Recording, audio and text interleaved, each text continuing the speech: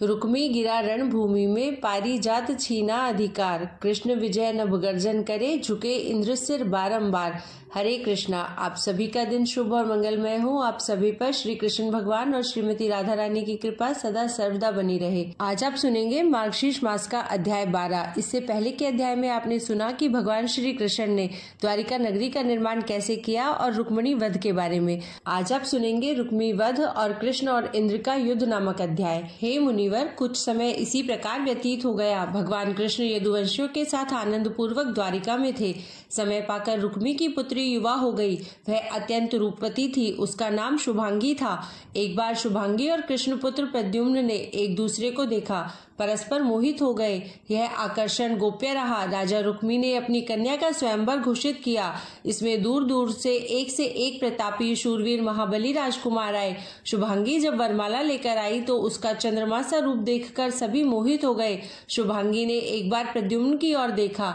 लज्जामयी आंखें नीची कर उसने प्रद्युम्न के गले में वरमाला डाल दी। वह विवाह स्वीकृत हो गया। प्रद्युम्न प्रसन्नता पूर्वक शुभांगी को लेकर द्वारकापुरी आ गया। हे मुनिवर, कालांतर में शुभांगी ने अनिरुद्ध नामक तेजस्वी पुत्र को जन्म दिया। यह युवा हो गया। रुक्मी के भी रुक्मीवती नामक एक अत्यंत सुंदर पौत्री उत्पन्न हुई। वह भी युवा हो गई। तब कृष्णा ने उसका अनिरुद्ध से विवाह करने का प्रस्ताव राजा रुक्मी से किया। राजा रुक्मी ने यह संबंध स्वीकार कर लिया। तब कृष्ण बलराम सहित वृष्णिवंशियों की महाबली सेना सहित दिर्दय नगर आए। उनका बड़ा स्वागत सत्कार किया गया। इस शुभ अवसर पर देश विदेश के नरेश आमंत्रित थे। अत्यंत भव्यता और उत्साह के साथ यह विवाह हुआ।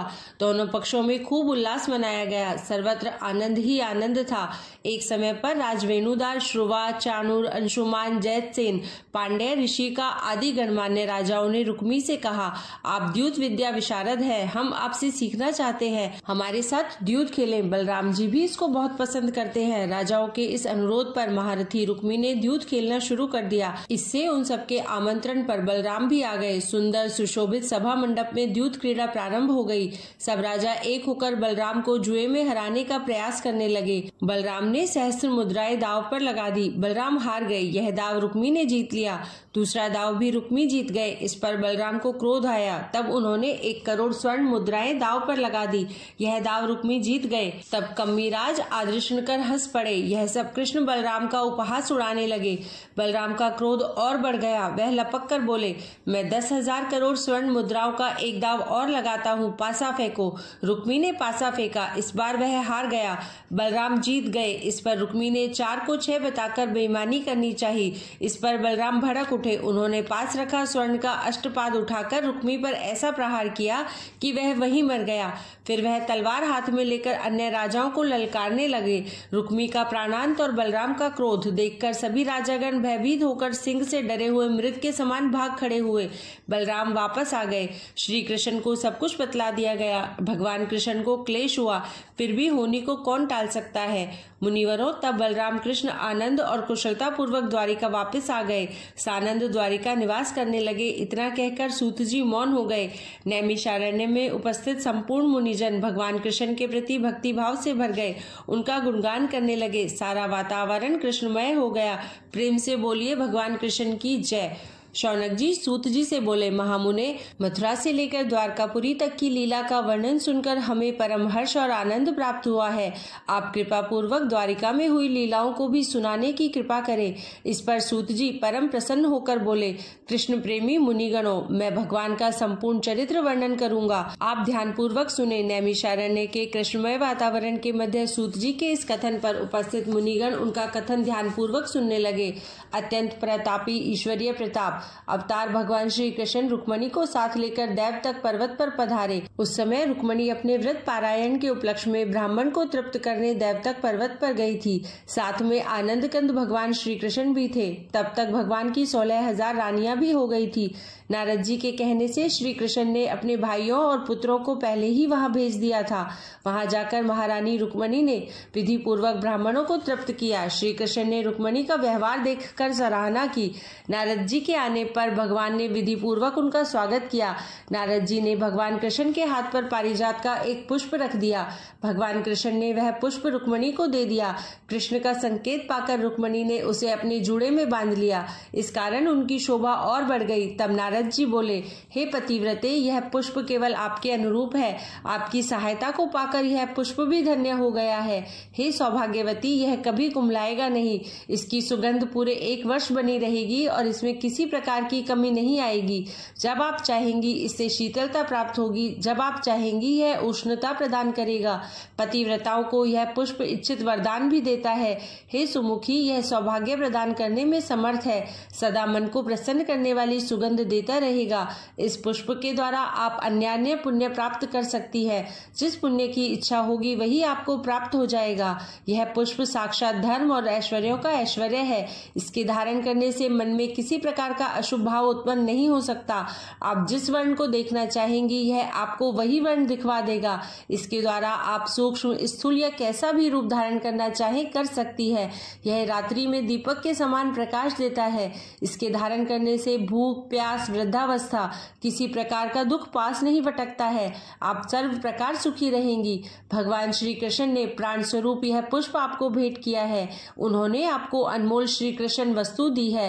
हे मुनिवर, जिस समय महर्षि नारद रुक्मिणी से यह वार्तालाप कर रहे थे उस समय वहां सत्यभामा तथा अन्य रानियां भी उपस्थित थी। उनके द्वारा सुना गया यह वार्तालाप शीघ्र अन्य रानियों पर भी विदित हो गया। रुक्मिणी बड़ी और पुत्रवती है, इस नाते यह सब पाना उनका अधिकार है। यह सोचकर सबने संतोष कर लिया। रूपसी, मानिनी, यौवन गर्विता सत्यभामा को यह अच्छा न लगा। वह कृष्ण की प्रिय प्रेयसी थी, उसे इसका ज्ञान था। अतएव वह रुक्मिणी के इस भाग्य पर ईर्ष्या से भर गई। उसका क्रोध भड़क उठा। श्वेत परिधान धारण कर, केश खोलकर वह कोप भवन में चली गई। मस्तक पर सफेद वस्त्र बांध उस पर लाल चंदन लगा। सत्यभामा ने अपना क्रोध चिन्ह बना लिया। ईर्ष्या अग्नि में दग्ध होने के कारण उसके देह की कांति मलिन पड़ गई। वह रुक्मिणी के प्रति ईर्ष्या और क्रोध से कांप रही थी। हे मुनिवर, भगवान श्री कृष्ण को इस लीला का पता न था। अवतार लेकर भी भगवान प्राय साधारण मनुष्य का व्यवहार करते हैं। लीलामय मनुष्य लीला का निर्वाह करते हैं। जब भगवान कृष्ण को सत्यभामा के कोप भवन में जाने का समाचार मिला तो वह अविलंब चल पड़े। उनका मन दुखी हो गया। वह सत्यभामा के निवास पर आए। द्वार पर से ही उन्होंने देखा कि ईर्ष्या और क्रोध से भरी सत्यभामा का बुरा हाल है। वह अपना सिर धून रही है, अपना चेहरा नोच रही है, रह रहकर दीर्घ निश्वास ले रही है। उसकी दशा विक्षिप्तों के समान है। तब भगवान श्री कृष्ण अपनी प्रियतमा के पास गए और बोले, हे कमल लोचने, तुम्हारा दुख देखकर मेरे मन को बड़ी पीड़ा हो रही है। मैं अत्यंत दुखी हो गया हूँ। तुम्हें मेरे प्राणों की शपथ है, क्या कष्ट हो गया है बताओ। श्री कृष्ण के ऐसे प्रिय वचन सुनकर सत्यभामा के आंसू आ गए। उसका मुरझाया चंद्रमुख झुक गया और बोली, प्रियतम, आपने स्वयं ही मेरा सौभाग्य सर्वश्रेष्ठ बतलाया था। आपने ही कहा था मैं आपकी सर्वाधिक प्रिय प्रियतमा हूँ। इसी कारण सब मेरा आदर करते हैं। आज मैं उपहास का पात्र बन गई हूँ। मुझे ज्ञात हुआ है कि पारिजात नामक एक पुष्प आपने अपनी प्रिया रुक्मिणी को दे दिया है। आपका उस पर मुझसे ज्यादा स्नेह है। देवर्षि नारद रुक्मिणी की प्रशंसा आपके सामने करते रहे। आप सहमत होते रहे। मेरा मन टूट गया। आप कृपया मुझे तप करने की आज्ञा दें। मैं आपके विरह में वन जंगल में अपना जीवन समाप्त कर दूंगी। सत्यभामा के यह वचन सुनकर श्री कृष्ण विचलित होकर बोले, प्रिय, तुम यह क्या कह रही हो। विश्व में दूसरा कोई मुझे इतना प्रिय नहीं है जितनी तुम हो। तब की बात सुनकर मुझे बेहद वेदना हुई है। तुम मेरी सर्वस्व हो। पदम नेत्री, तुम्हारे जैसा प्रिय मेरा कोई और नहीं है। नारद ने स्वयं पारिजात पुष्प रुक्मिणी को दे दिया था। मैंने तो नहीं दिया। मैं तुमको भी पारिजात पुष्प लाकर दूंगा। स्वर्ग में स्थित उस वृक्ष को ही ले आऊंगा। तुम उसको अपने भवन में जब तक चाहो स्थापित रखना। हे मुनिवर, श्री कृष्ण के इन वचनों पर सत्यभामा अत्यंत प्रसन्न हो गई। बोली, प्रियतमे, जब आप पारिजात वृक्ष ला दोगे तो मेरा शोभ क्या रहा। मैं तब आपकी सर्वश्रेष्ठ प्रिया कहलाऊंगी। और वह भगवान कृष्ण के आलिंगन में आबद्ध होकर अपना सारा कोप भूल गई। उनका कोप समाप्त हो गया। तब भगवान श्री कृष्ण ने स्नान आदि कर्मों से निवृत्त होकर देवर्षि नारद को स्मरण किया। वह तत्काल भगवान के समक्ष आ गए। श्री कृष्ण और सत्यभामा ने उनका स्वागत किया। स्वागत सत्कार के उपरांत नारद जी ने सत्यभामा की प्रशंसा रुक्मिणी के समान की। फिर बोले, भगवान श्री कृष्ण से अब आप आज्ञा दे, मैं इंद्रलोक के लिए प्रस्थान करूंगा। देवता गंधर्व शिवजी को नमस्कार कर आज संगीत का आयोजन कर रहे हैं। भगवान शंकर के लिए प्रतिमाह इस प्रकार का आयोजन देवलोक में होता है। मुझे कल ही सुरपति इंद्र ने यह पारिजात पुष्प देकर निमंत्रण किया है। हे प्रभु, वह पुष्प मैं आपके लिए ही लाया हूँ। यह पुष्प समस्त तरुवरों में सर्वश्रेष्ठ और केवल देवताओं के लिए किए हैं। देवी इंद्राणी इसका बड़ा आदर करती है, नियमित रूप से इसका पूजन करके अपने सुख सौभाग्य में वृद्धि करती है। हे प्रभु, मुनि कश्यप ने अदिति के पुण्यव्रत के साधन स्वरूप इस पारिजात की रचना की है। प्राचीन काल की बात है, देव माता अदिति ने कश्यप से प्रार्थना की, उनका यौवन सदा बना रहे, रोग शोक कटे। इस पर कश्यप ने अपनी भार्या के लिए त्रिशाखा युक्त पारिजात वृक्ष की रचना की। उसके पुष्पों में यह संपूर्ण शक्ति भर दी। पारिजात वृक्ष की 3 शाखाएं हैं, एक शाखा में एक प्रकार के, दूसरी शाखा में दूसरे प्रकार के, तीसरी शाखा में तीसरी प्रकार के पुष्प खिलते हैं। महर्षि कश्यप ने भंडार के सार युक्त ऐसे उस पारिजात तरु की कल्पना की थी जिससे यह वृक्ष सर्वश्रेष्ठ माना गया है। इसके कुछ समय पश्चात अदिति ने अपने सुख सौभाग्य वृद्धि की कामना से उस लड़ी की पुष्पमाला से महात्मा कश्यप को बांधकर मुझे दान किया। तब मैंने कुछ द्रव्य देकर कश्यप को मुक्त कर दिया। हे प्रभु, इसी प्रकार इंद्रा ने भी इंद्र को, रोहिणी को, रिद्धि ने कुबेर को बांधकर मुझे दान में दे दिया है। इस कारण यह परिजात वृक्ष अत्यंत सौभाग्यदायक है, इसमें संशय नहीं। गंगा से उत्पन्न होने के कारण इसका नामकरण पारिजात हुआ है। इसमें मंदार पुष्प भी खिलते हैं, इस कारण यह मंदार नाम से भी जाना जाता है। कुछ लोग अज्ञानतावश इसे कोविदार भी कह दिया करते हैं। मंदरा, पारिजात और कोविदार 3 नामों से यह प्रसिद्ध है। मुनिवरों, इस प्रकार पारिजात वृक्ष की प्रशंसा कर नारद जी चले गए। सूत जी ने मुनियों को बताया। प्रातःकाल होने पर श्री कृष्ण रैवतक पर्वत पर गए। उस समय उन्होंने सात्विक को अपने साथ कर लिया और प्रद्युम्न से अपने पीछे आने को कहा। रैवतक पर्वत पर आकर अपने सारथी कारुक से कहा वह दोपहर तक प्रतीक्षा करे, वापस द्वारकापुरी जाएंगे। इस प्रकार कहकर कृष्ण गरुड़ पर आरूढ़ होकर उड़ गए। उनके पीछे उनका पुत्र प्रद्युम्न भी रथ पर चढ़कर आकाश मार्ग से पीछे पीछे चल पड़ा। पारिजात लेने की इच्छा से कृष्ण निमिष मात्र से देव उद्यान में आ गए। वहां पर नाना प्रकार के योद्धा नाना प्रकार के शस्त्रों से पारिजात की रक्षा कर रहे थे। कृष्ण ने पारिजात उखाड़कर गरुड़ की पीठ पर रख लिया। पारिजात कांपने लगा, भगवान के सामने नतमस्तक हो गया। कृष्ण ने उसे आश्वस्त किया कि उसे किसी प्रकार की चिंता की आवश्यकता नहीं है। रक्षकों ने कृष्ण को देखकर उनका सामना न किया। वह देवराज इंद्र के पास गए, उनको सूचित किया कि भगवान कृष्ण पारिजात बलपूर्वक उखाड़कर ले जा रहे हैं। यह सुनते ही इंद्र ऐरावत पर सवार होकर चल पड़ा। उसका पुत्र जयंत भी चला। अपनी नगरी अमरावती के पूर्व द्वार पर उसने श्री कृष्ण को देख लिया। पूछा, हे मधुसूदन, आपने यह कार्य क्यों किया? कृष्ण ने इंद्र का स्वागत कर कहा, तुम्हारी भाभी को इसकी आवश्यकता है, अतएव इसे लिए जा रहा हूँ। इस पर इंद्र बोले, हे यदुवंशी, आप इस पारिजात को इस प्रकार यहाँ से नहीं ले जा सकते हैं। आपको ऐसे न जाने दूंगा, आपकी राह में बाधा डालूंगा। इंद्र ने अपना ऐरावत कृष्ण के आगे खड़ा करके उनका मार्ग रोक दिया। तब कृष्ण ने मुस्कुराकर अपने वज्र बाण से ऐरावत को घायल कर दिया। तब इंद्र ने पक्षीराज गरुड़ के पंख बाण चलाकर छेद दिए। तब दोनों में युद्ध प्रारंभ हो गया। दोनों एक दूसरे पर एक से एक भयंकर तीरों से वर्षा करने लगे।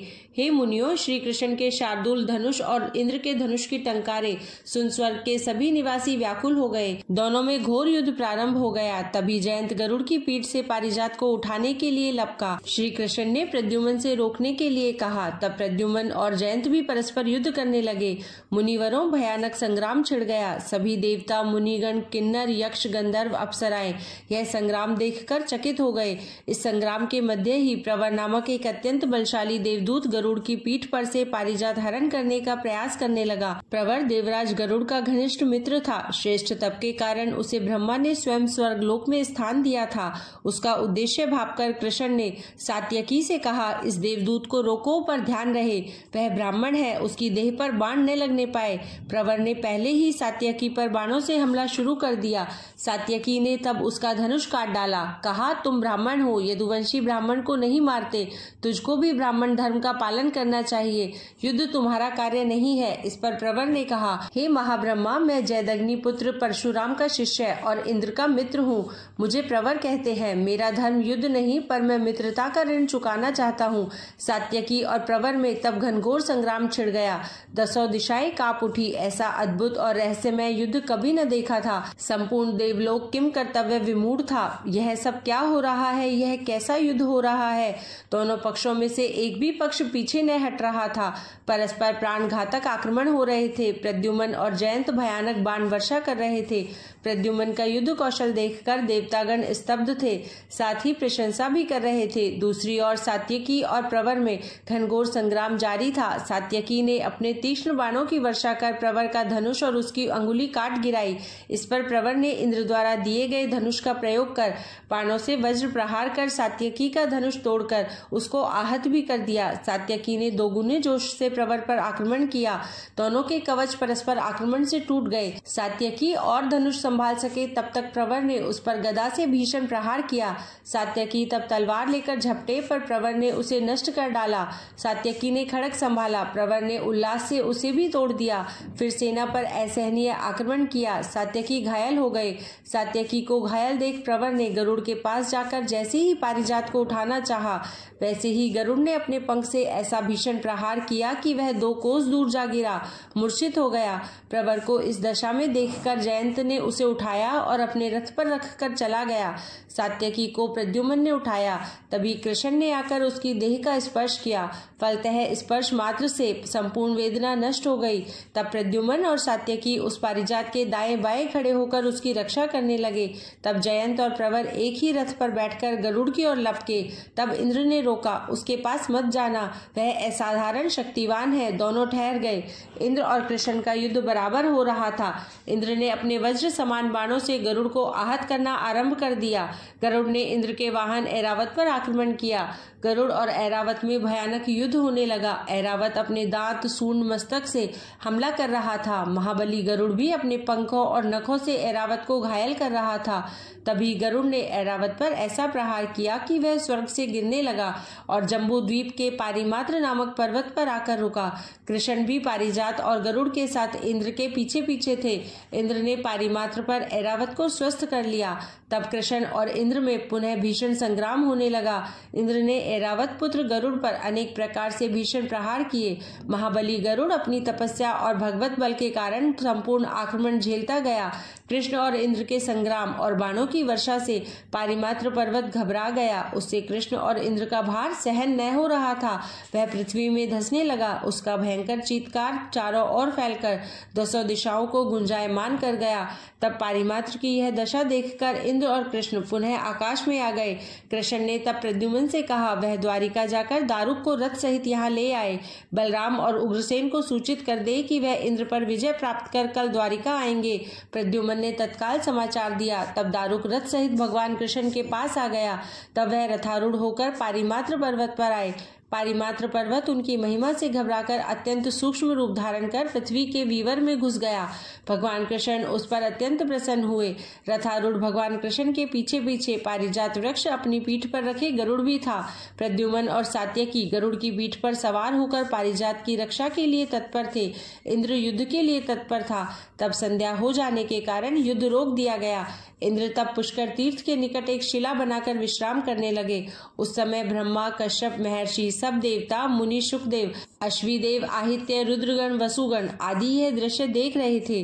भगवान श्री कृष्ण भी पारिमात्र को निर्भय कर उस पर ठहर गए। उन्होंने पारिमात्र को हिमालय और सुमेरु के समान प्रसिद्ध होने का आशीर्वाद दिया। पारिमात्र भगवान कृष्ण की यह कृपा पाकर अत्यंत प्रसन्न हो गया। वह भय रहित हो उनकी सेवारत हो गया। तब कृष्ण ने भगवान शंकर के साथ साथ गंगा को भी नमस्कार कर स्मरण किया। इस प्रकार कृष्ण और इंद्र का युद्ध और रुक्मी वध नामक अध्याय सुनने के बाद आज की कथा को हम यही विराम देते हैं। आपसे कल फिर मिलते हैं नए अध्याय के साथ। तब तक के लिए जय श्री कृष्णा, जय श्री राधे।